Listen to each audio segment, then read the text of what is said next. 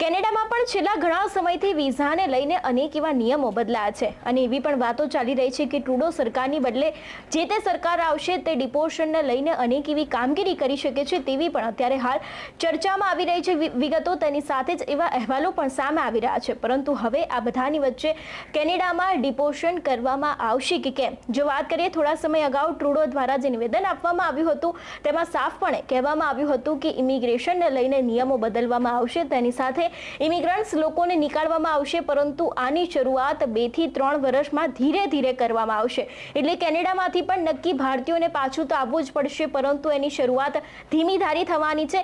અચાનક જ દરેક ભારતીયોને અથવા તો અચાનક જ દરેક ગુજરાતીઓને નીકાળી નહીં દેવામાં આવે તેવું સૌથી પહેલા તેમના દ્વારા એક નિવેદન આપવામાં આવ્યું હતું. પરંતુ હવે આ બધાની વચ્ચે કેનેડામાં પણ કદાચ ડિપોર્શનની શરૂઆત થઈ શકે છે તેવા પણ ક્યાંક એંધાણ આવી રહ્યા છે. આવું એટલા માટે કહેવું પડી રહ્યું છે અને અત્યારે હાલ આવું એટલા માટે ચર્ચામાં આવ્યું છે કારણ કે અમેરિકામાં સૌથી પહેલા ડિપોર્શનની શરૂઆત થઈ હતી અને તેમાં અનેક એવા લોકોને રિપોર્ટ કરવામાં આવ્યા હતા અને હજી પણ આ આંકડો છે તેમાં વધારો થઈ રહ્યો છે. બીજી બાજુ યુકેના બ્રિટનમાંથી પણ લોકોને રિપોર્ટ કરવામાં આવી રહ્યા છે અને હવે સૌથી ચર્ચિત દેશ જ્યાં સૌથી વધારે ભારતીયો રહી રહ્યા છે તેવા કેનેડા ઉપર પણ સવાલો ઊભા થયા છે કે શું તે પણ હવે લોકોને ડિપોર્ટ કરશે કે કેમ.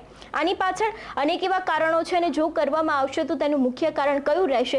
સૌથી પહેલા તો જો તે વાતને સમજવા જઈએ તો જ્યારથી જસ્ટિન ટ્રુડોએ પોતાના પદ ઉપરથી રાજીનામું આપ્યું છે ત્યારથી કેનેડાના નવા પીએમ કોણ બનશે તે વિષય ચર્ચાનો છે અને જે તે વ્યક્તિ બને છે જેની પણ સત્તા આવે છે તે પણ ભારતીયોને લઈને કેવું વલણ ધરાવે છે તે વાત ઉપર ધ્યાન આપવાની ખાસ જરૂરિયાત છે. કારણ કે જે પ્રમાણે ટ્રુડો સરકાર ભારતીય વિદ્યાર્થીઓને લઈને પોતાનું વલણ જણાવતી હતી ને જે પ્રમાણે તે તેટલી સ્ટ્રિક્ટ હતી, એટલું જ નવી કોઈ પણ વ્યક્તિ સત્તા પર આવે છે તેનું અત્યાર સુધીનું જે તે વલણ રહ્યું છે શું તે પણ એવું રહેશે કે કેમ તે એક સૌથી મોટો સવાલ છે.